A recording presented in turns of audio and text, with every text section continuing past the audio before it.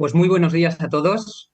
Antes de nada, quería reiterar mi agradecimiento de que se me haya invitado para poder compartir este primer pensamiento este sábado con todos vosotros, porque es un honor y es un placer poder acompañar en algún momento o poder colaborar con personas que trabajan duro para poder hacer llegar el Evangelio a muchas casas. Así que de verdad, muchísimas gracias. Es un honor y un privilegio poder compartir este primer pensamiento con todas las personas que en un momento u otro pues seguirán el programa. Hoy quería compartir con vosotros, en forma de este primer pensamiento, algo que, bueno, pese a que no soy oftalmólogo, ya hablábamos al principio en la presentación, eh, he sido fisioterapeuta durante más de 20 años, pero ha habido algo que me ha llamado mucho la atención y que en estas últimas semanas he tenido que rememorar, porque cuando uno ha sido fisioterapeuta más de 20 años, es imposible que de golpe y porrazo se desconecte y siempre queda ahí una deformación profesional que te va a acompañar para siempre. Y me refiero a algo que es importante como es la vista. Vosotros podréis decir qué tendrá que ver la vista con la fisioterapia. Como decía, no soy especialista en la vista, para eso están los oftalmólogos, pero sí que a nivel de rehabilitación la vista tiene su importancia y os voy a decir, os voy a explicar en qué. Cuando una persona sufre una lesión, eh, en las fases finales de la rehabilitación de esa lesión hay que trabajar una de las cualidades para hacer una readaptación a la actividad normal del día a día. Y una de esas características importantes que hay que trabajar es el equilibrio. Y el equilibrio funciona mejor o peor según el estado de tres sistemas o tres aparatos que tenemos en el cuerpo. Uno es el aparato propioceptivo o el sistema propioceptivo, que es el que trabajamos los fisioterapeutas cuando hay una lesión y se hace la readaptación al esfuerzo. Luego está el sistema vestibular o lo que sería el oído. Y luego está el sistema visual, que forma parte de esta calidad del equilibrio. Y os digo que he tenido que rememorarlo estas últimas semanas porque, bueno, aquí convivimos con muchas personas, muchos de ellos adolescentes y jóvenes, que cuando no es por una cosa es por otra, pero se hacen daño. Eh, bueno, cuando hacen las cosas, las hacen con toda su pasión y con todas sus ganas, y a veces pues se lesionan también. Y bueno, ahí podemos tirar de tablas de nuestro pasado fisioterapéutico, pues para ayudarles en la recuperación de estas lesiones. Y últimamente pues ha habido varios esguinces aquí en el internado y en amigos fuera del internado, y he vuelto a recordar la importancia del aparato visual para la recuperación del equilibrio. Y esto me llevaba a pensar en la reflexión que quería compartir hoy con vosotros, y me venía a la mente la curiosidad de si la gente le da la importancia a la vista que yo considero que tiene o si es algo más personal. Y esta semana, investigando un poquito, consultando algunos estudios demográficos y estadísticos sobre la opinión que tienen las personas sobre la vista, me ha sorprendido el hecho de que no solamente la población en general le da importancia, sino que entre el 85 y el 90% de las personas consideran que la vista es el sentido de los cinco sentidos estándar, es el sentido al que dan preferencia. Y eso también me ha llevado a ver si la Biblia le da esa importancia que le damos nosotros como seres humanos, y si se la da, en qué aspecto se la da. Así que este primer pensamiento va en relación a ese sentido que es la vista y a lo que podemos encontrar en la Biblia sobre la vista. Evidentemente, la relación que hace la Biblia con la vista, porque sí que hay muchos pasajes, muchos textos en los que se hace esa relación. Evidentemente, la relación esa no es tanto sobre las características físicas o somáticas que nos pueda aportar la visión, sino más a nivel, evidentemente, porque es la Biblia, más a nivel de fe y de espiritualidad. Tenemos varios episodios en la Biblia. eh, Tenemos a Pedro, por ejemplo, cuando camina sobre las aguas y deja de mirar a Jesús lo que le sucede. Tenemos otro episodio en el que se hace una relación muy directa entre la fe y la vista, y es el episodio en el que Tomás cree porque ha visto. y cómo Jesús pues comparte una bendición especial para las personas que sin ver creen. Pero hoy me quiero centrar sobre todo en un episodio que para mí es clave en esta relación entre la mirada y la fe o la espiritualidad. De hecho, no os lo he dicho, pero bueno, el título de la reflexión es La mirada de fe y parte sobre todo de este texto que quiero compartir con vosotros. Si me acompañáis, si hay oportunidad de proyectarlo, es el texto que encontramos en Números 21, 8 al 9. Sí, ahí lo tenemos. Genial, muchísimas gracias. Dice así, Moisés, sí, Moisés oró por el pueblo y Jehová le respondió, hazte una serpiente ardiente y ponla sobre un asta. Cualquiera que sea mordido y la mire, vivirá. Hizo Moisés una serpiente de bronce y la puso sobre un asta. Y cuando alguna serpiente mordía a alguien, éste miraba a la serpiente de bronce y vivía. Para ponernos un poco en contexto muy rápido, porque casi todo el mundo conoce la historia, pero por si acaso alguno no la recuerda o no la tiene presente, recordamos que este episodio se da cuando llevan ya 40 años dando tumbos y vagando por el desierto, están a punto de llegar a la tierra de Canaán, tienen que dar un último rodeo porque los edomitas no les dejan cruzar por su tierra, así que vuelven al desierto y en ese periodo en el que ya están a punto de alcanzar la tierra prometida, el pueblo israelita vuelve a confiar más en ellos mismos que en el poder de Dios. ¿Por qué? Se encuentran en un momento dado que uno de los reyes cananeos sale a su encuentro, los derrota en una batalla, el pueblo de Israel vuelve a acudir a Dios, Dios les ayuda y después de esta derrota vencen contra el mismo rey y eso despierta en ellos de nuevo un sentimiento de orgullo que siempre los acompañó durante toda su vida y vuelven a pensar que no necesitaban a Dios y mucho menos necesitaban a Moisés para conquistar la tierra de Canaán. De hecho, vuelven a murmurar, vuelven a decir que si en el momento en el que Moisés y Dios les dicen que no heredarán de momento la tierra eterna, sino que tendrán que vagar 40 años, ahora vuelven a pensar que si ellos hubieran luchado con su propio poder contra los cananeos, hubieran podido conquistar la tierra por ellos mismos. Y cuando sucede eso, evidentemente, Dios no puede ejercer todo el poder que quisiera en la vida de las personas, simplemente por el hecho de que una persona prefiere confiar más en sus propias capacidades que en las de Dios. Así que Dios retira el poder, la protección que hasta ese momento estaba compartiendo con el pueblo de Israel y rápidamente se ven las consecuencias, porque ya no era solamente que Dios pudiera ayudar al pueblo de Israel a llegar a Canaán y a conquistar la tierra y vivir en ella, sino que les acompañaba en su día a día para salvarlos de todos los peligros que conlleva vivir en el desierto.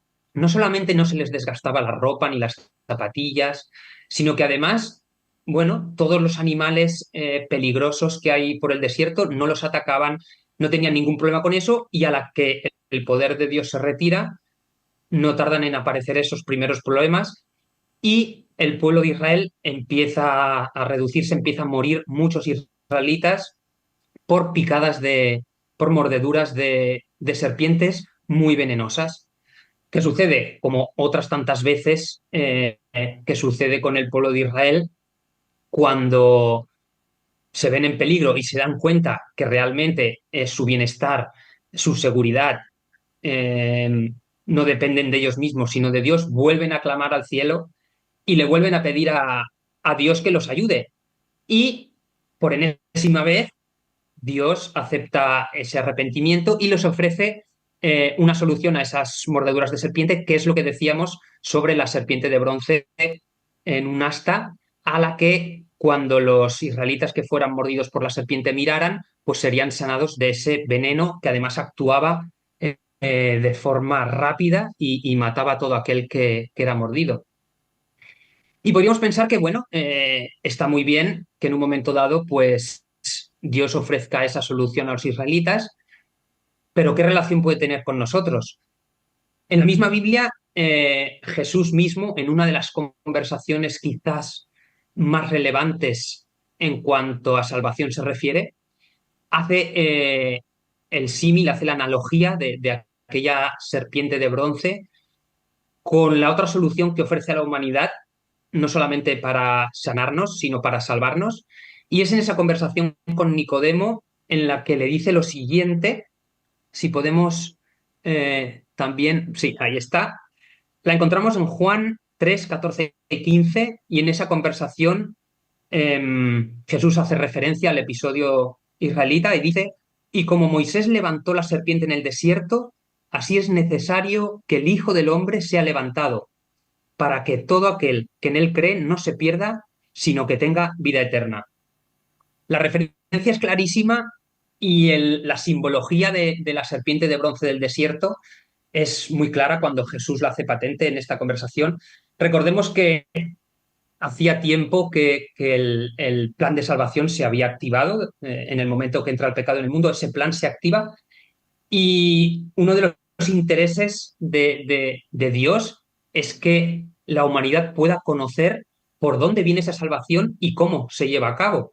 Y muchas de las cosas que hacían los israelitas y que hacían los judíos tenía una simbología directa como forma didáctica de entender por dónde iba a venir esa salvación.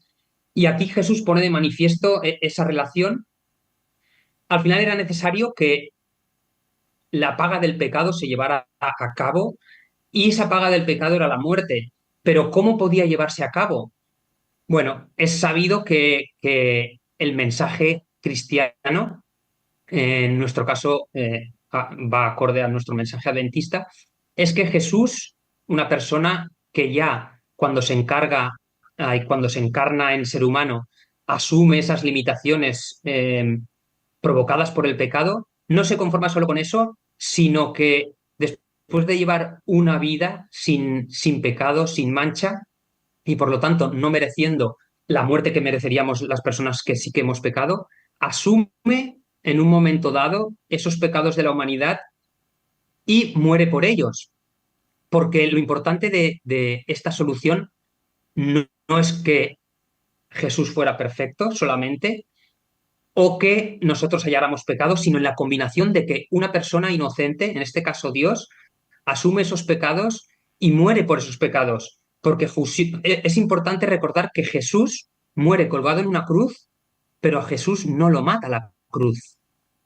Jesús está colgado en una cruz, pero por todos es sabido también que muere a las pocas horas. La muerte por crucifixión era una muerte lenta, duraba incluso varios días, y esa no es la muerte que sufre Jesús, sino que en un momento dado asume en sí mismo los pecados de la humanidad, todos los pecados pasados, los pecados presentes, los pecados futuros, y asume esos pecados y muere por esos pecados.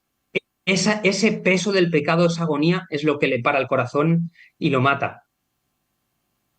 Ahí asume la última consecuencia del pecado, que es esa muerte eterna que todos tendríamos que sufrir. Y no solamente eso permite que nuestros pecados sean perdonados, sino que además Él nos imputa esa vida justa que nosotros no hemos sido capaces de vivir y nos la regala como si fuera nuestra. ¿Cómo se puede recibir esa salvación? Pues de la misma manera en que el pueblo de Israel miraba con fe a la serpiente de bronce en el poste, es la misma fe que se requiere para que Jesús pueda regalarnos esa vida justa y perfecta que vivió y que nosotros no hemos sido capaces, y que ese sacrificio no sea en vano y que realmente pueda servir para nuestros pecados. Porque al final los pecados tienen esa consecuencia, y es que al igual que los israelitas no permitían en muchos momentos que Dios los pudiera proteger y los pudiera sanar y los pudiera salvar, lo mismo sucede con nosotros. Dios ha muerto y ha puesto esa muerte, Jesús ha muerto y ha puesto esa muerte al alcance de toda la humanidad, pero es decisión nuestra si nuestros pecados también los carga Jesús o los cargamos nosotros solos. Jesús no puede cargar los pecados de alguien que no se los cede. Él solamente puede cargar los pecados de las personas que decidimos cederle esos pecados a Él y aceptar por fe y con gratitud que por su gracia Él estuvo dispuesto a cargar esos pecados y a sufrir lo que nosotros no sufriremos como muerte eterna. Y esa es la fe que necesitaron los israelitas, esa es la fe que necesitamos nosotros precisamente para permitir que esos pecados que nosotros hemos cometido los asuma Él por voluntad propia y nos regale lo que Él sí que hizo, que fue una vida que solo merece pues vida eterna. A modo de conclusión, me gustaría compartir con vosotros un último texto que creo que resume muy bien esta idea. Lo encontramos en el libro de Patriarcas y Profetas, en las páginas 457 y 58, dice lo siguiente: el alzamiento de la serpiente de bronce tenía por objeto enseñar una lección importante a los israelitas. No podían salvarse del efecto fatal del veneno que había en sus heridas. Solamente Dios podía curarlos. Se les pedía, sin embargo, que demostraran su fe en lo provisto por Dios. Debían mirar para vivir. Su fe era lo aceptable para Dios y la demostraban mirando a la serpiente.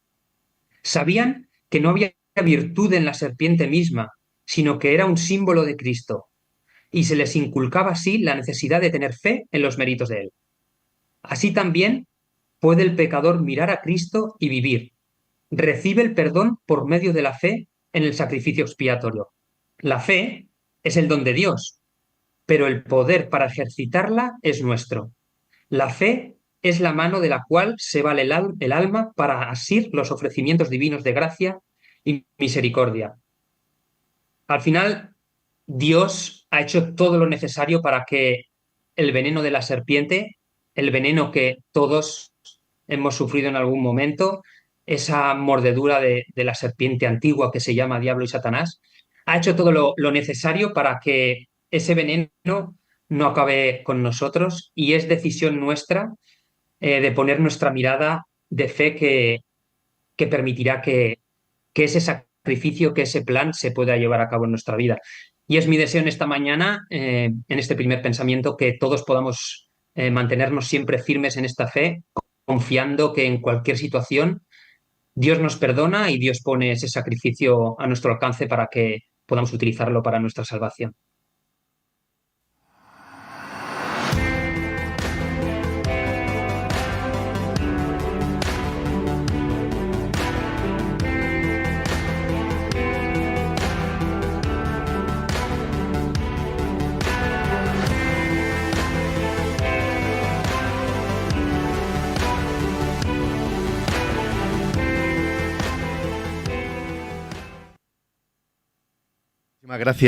Muchísimas gracias Enoch por traernos aquí el tema de la fe, el tema de la serpiente. No es fácil conjugarla, es fácil perderse en los recovecos, aunque tú lo has cuadrado el tema, pero déjame un poco para no perderme yo, porque me traes la serpiente de bronce aquí y vamos a reflexionar ahora brevemente, unos pocos minutos, acerca de las implicaciones de cada uno de nosotros, lo que nos ha llamado la atención. Hay que recordar que el pueblo de Israel iba por el desierto y habían integrado eso de quejarse, eso de murmurar, lo habían integrado como algo que era cotidiano, ¿no? Era algo diario. No era nuevo, ¿no? Que dijeran que habían sido sacados de Egipto para ir a morir allí, que dijeran que no había allí, estamos aquí sin pan, sin agua, y bueno, pues incluso empezaban a detestar, corregidme, el maná, ¿no? Eso que para algunos era una delicia, al final ya la costumbre había dicho todos los días maná, con lo gusto que se puede estar. Y tenemos ese contexto de esas serpientes que van atacando a los que están en el pueblo, y que la recomendación de Dios de elevar una serpiente de bronce para que puedan alcanzar la cuna. Sobre esto vamos a un poco ahora a ver, porque no deja de ser escandaloso, ¿no? A mí me parece, Enoch, la cruz es un escándalo. Ya cuando los evangelistas hablan de ella, la cruz era algo que como mi maestro colgado allí para un romano era lo peor, ¿eh? Te voy a colgar una cruz, era el peor final. Y sin embargo, la cruz es la salvación, es la sanación a nuestras enfermedades espirituales, psicológicas, ponerla ahí el apelativo que vosotros queráis. Es un escándalo también la serpiente en el desierto, ¿no? Que alguien diga, no, mira aquella serpiente erigida y alcanzarás salud. Sí, la verdad es que todo el plan de salvación, todo el plan de redención es posiblemente no, es lo más difícil de entender por un ser humano cuando de la razón depende para entenderlo, porque es algo que se escapa a nuestra comprensión de lo que es justicia. Y como bien dices, no solamente nosotros durante la historia del pueblo judío y del cristianismo, mm, bueno, casi todo el mundo ha estado en esa situación de no entender cómo puede venir la salvación a través de esta muerte vicaria de Jesucristo. El mismo Pedro, si recordamos, cuando Jesús, una de las veces que les recuerda que es necesario que el Hijo del Hombre muera y sea resucitado y tal, Pedro mismo le dice, no, que eso no te acontezca. Y Jesús directamente le dice, apártate de mi hija, Satanás. El mismo Pedro que llevaba 3 años caminando con Jesús, no entiende que Jesús tiene que morir para que a través de esa muerte el resto de humanidad pueda ser salva. Imaginaos nosotros, 2000 años después, no hemos tenido el privilegio de caminar codo a codo con Jesús mientras estaba en vida, pero sí que tenemos todas sus enseñanzas. Pues imaginaos la dificultad para nosotros de entender pues ese sacrificio. De hecho, Elena de White mismo dice que va a ser nuestro tema de reflexión y de meditación durante toda la eternidad y todo y así siempre vamos a ir descubriendo aspectos nuevos de ese sacrificio. Y en cuanto a esa serpiente de bronce, sí, como decíamos, mm, todo lo que vemos en el santuario, en las fiestas judías, en bueno, todas las aplicaciones que Dios hace en cuanto a salvación con el pueblo judío tienen esa simbología con el resto de la humanidad, que nos sirven para el resto de la humanidad. Era necesario esa parte didáctica para que nunca olvidáramos que ese sacrificio era necesario. Y para mí, la parte que quizá cuesta más de entender, pero que para mí es la clave, es cómo puede ser que las serpientes que están matando al pueblo de Israel, además esa clara asociación que hay de esas serpientes con la serpiente antigua, ¿cómo puede ser que mirando a esa misma serpiente puedas sanarte y en última instancia puedas ser salvo? Y qué bonito es, y creo que ahí está la clave de todo el plan de salvación, qué bonito es que Jesús, evidentemente sin tener la necesidad de hacerlo, asume esa humanidad en semejanza de pecado. Es decir, Jesús asume esos pecados, que es lo que instauró Satanás en esta tierra, asume esa naturaleza y la vence en la cruz. Y esa es la serpiente de bronce. Es la maldad, el mal que está matando a los israelitas, pero puesta en una cruz. Jesús asume esa maldad, esos pecados de todos nosotros, los hace suyos y ese sufrimiento es la primera vez en su vida que siente que la carga de esos pecados, unos pecados que él no ha cometido, no sabe lo que es pecar, es en ese primer momento en el que él siente lo que significa pecar y más que significa pecar, lo que significa cargar con pecado y siente esa separación de su padre que cree en ese mismo momento, él duda de su resurrección incluso, al notar esa separación. Y qué bonito para mí ese símil de la serpiente de bronce, que no es otra cosa que asumir la maldad del pecado para, al mismo momento que tú mueres, matarlo contigo. Si nosotros no ponemos nuestros pecados con Él, no van a morir nuestros pecados porque no habrán sido colgados en una cruz. Y qué importante que Jesús asume esos pecados, esa maldad, y los que carga con Él mueren con Él. Y para mí esa simbología de la serpiente de bronce es una de las cosas más apasionantes que podemos encontrar en cuanto a esa relación entre el pecado y la salvación y cómo se llevó a cabo, que era una persona inocente cargando con esa maldad. Claro que sí. Quiero escucharos y de esta doble dimensión, ¿no? De, por un lado, ver lo que está haciendo Jesús, con esa dimensión, él colgado, asumiendo lo que tú dices, Enoch, asumiendo el valor de la cruz, ser colgado como solución, pero luego la mirada hacia el pecador, hacia cada uno de nosotros, que podemos situarnos ahí, abajo. Lo que dice Pablo, ¿no? Le escribe a los corintios, por fe andamos, no por vista, pero es que a mí me muerde una serpiente y a mí me dice, despreocúpate de la mordedura, mira hacia lo que tienes allí. Eso es fe, hay que falta tener fe. ¿Cómo os aproximáis, José, Esther y Richard, al asunto? Bueno, a mí me gustaría, volviendo a lo que Enoch nos comentaba sobre la vista y sobre la fe, el hacer es una pequeña pregunta. ¿La fe dónde está?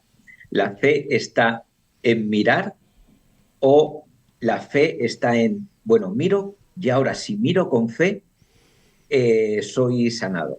Eh, yo creo, me vais a permitir que lo más asombroso de esto es lo que tú decías ahora, Juanfran. Es decir, me pica una serpiente venenosa y me han dicho, no te preocupes, tú mira y serás salvo. No, no mira con atención, no mira concentrado, sino mira y serás salvo. Yo creo que muchas veces los cristianos nos complicamos mucho la vida con el tema de la salvación, que es un tema muy complejo, que es un tema, como bien decíais, que va a ser nuestra ciencia por toda la eternidad, pero que al final el Señor yo creo que nos lo hace mucho más fácil. Las implicaciones son eternas, digamos, todo lo que hay detrás es muy complejo, pero el acto yo creo que es más fácil. Es mira y serás sano.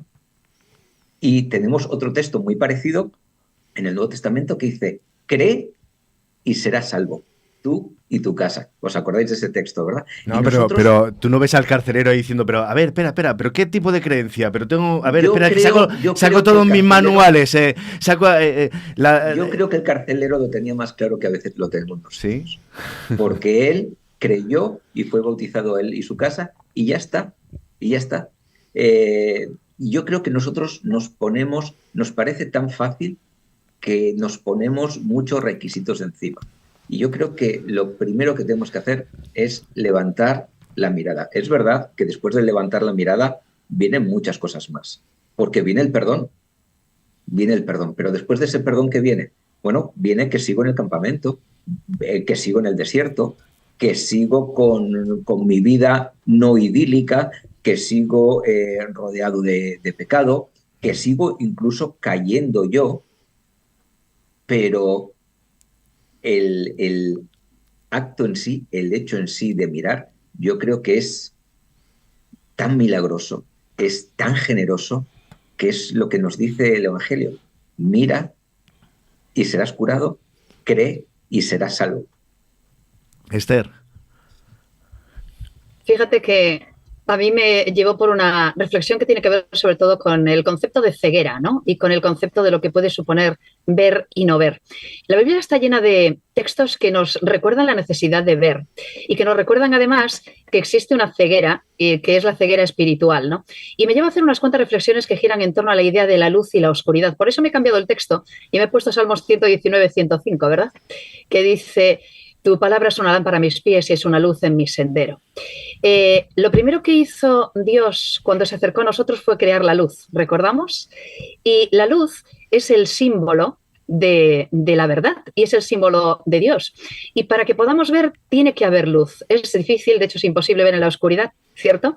Y el enemigo lleva mucho tiempo, toda su historia, intentando apagar la luz, intentando que efectivamente seamos ciegos, no porque no podamos ver, sino porque él se encarga de que nos alejemos de la verdadera luz. Y resulta que si yo digo que la palabra de Dios es la lámpara a mis pies, es lo que me ayuda a ver, si hay textos que me dicen, unge tus ojos con colirio para que veas, quiere decir que yo soy un ciego, no sé si decir funcional, ¿no? Es decir, en realidad podría ver, pero no enciendo la luz. En realidad podría ver, pero a veces me obstino en mirar para otro lado y por lo tanto al final acabo oscureciendo mi mirada, ¿no? Y acabo convirtiéndome en un miope espiritual, que sería un concepto muy interesante también, o un astigmático, o un presbítico espiritual que al final no me ayudan a enfocar. Resulta que me dice, no, unge tus ojos con colirio para que veas, mira donde tienes que mirar. ¿Cuántas veces miramos hacia otro lado y sabes que tienes que mirar en una dirección, ¿no? ¿Cuán importante sería que pensáramos en esto? ¿No será que yo estoy apagando la luz?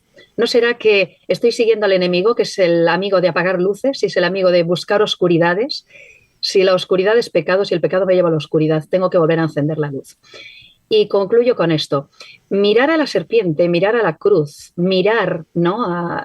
Significa, entre otras cosas, alumbrar el sendero correcto. Parte de la ceguera actual tiene que ver con mucha gente que abre la Biblia, o mejor dicho, la cierra y abre su propia Biblia. El Evangelio según San Yo es un amigo y es un conductor de la oscuridad. Y hay mucho de eso, ¿eh? Hay muchas oscuridades que surgen porque se apaga la luz, la verdadera luz, la de este texto. Te quiero escuchar, Richard. Sí, en primer lugar, Enoch, gracias por traernos esta reflexión acerca de la fe. A mí me gustaría empezar por donde empieza la historia, por esa queja del pueblo de Israel, porque a veces nosotros estamos en esa misma situación. ¿De qué se quejaba el pueblo de Israel? Andaban por un desierto, sí, con una nube que los cubría del sol y con un fuego que les calentaba por la noche. En un desierto en el que parece sorprendente este episodio, pero el desierto está lleno de serpientes que se apartaban a su paso. No habían tenido problema nunca, porque Dios les protegía. Y a ellos, los que le parecía, estaban hastiados y se quejaban de aquello que les parecía normal, era un acto extraordinario de bondad de Dios hacia ellos. ¿Cuántas veces nos quejamos y no somos conscientes, como ellos son ciegos, eran ciegos, teniendo ojos eran ciegos, no conseguían ver todas las cosas buenas que Dios hacía por ellos? Y a veces nos puede pasar a nosotros lo mismo, que no somos capaces de ver cuánta misericordia y cuánto amor nos da Dios en nuestro caminar diario, y nos quejamos muchas veces sin motivo, sin saber realmente lo bueno que Dios nos da. Respecto a la fe, la salvación siempre fue por fe. Y la Biblia está llena de ejemplos y este es uno de sus ejemplos. Lo único que tenían que hacer aquella gente es mirar a la cruz, aquella serpiente de bronce clavada en una cruz. Quien no quiso creer, se murió. Quien no quiso decir, es que es una tontería esto, o sea, voy a mirar ahí, aplícame algo, dame una medicina, ponme paños, hazme un torniquete. Quien no quiso creer, murió. Esa es la salvación que tenemos, salvación por fe. Lo único que tenían que hacer es mirar, no como decía, ¿verdad, José? No hacía falta mirar atentamente, había que mirar solamente, o sea, había que ejercer esa fe y voy a hacer lo que Dios me ha dicho porque me ha prometido salvación. Después en el santuario fue exactamente igual. Uno se salva por fe. Solo quien creía realmente que confesando sus pecados y poniendo las manos sobre aquel bichico que iba a morir, se transmitía el pecado, volvía a casa reconciliado. O sea, es una cuestión de fe, no era una cuestión de obra. La cuestión no estaba en el sacrificio, sino en la fe con la que uno llegaba allí y tenía la confianza de que tú, pecador, pasabas tu pecado a ese ser inocente. Y la cruz nos sigue diciendo que somos salvos por fe. Hay un texto que a mí me gusta mucho que está en Hebreos 12:2, que dice: fijos los ojos en Cristo, autor y consumador de la fe. Y vuelve a lo mismo, o sea, ¿cómo tengo yo la fe hoy en día? Pues fijos mis ojos en Cristo.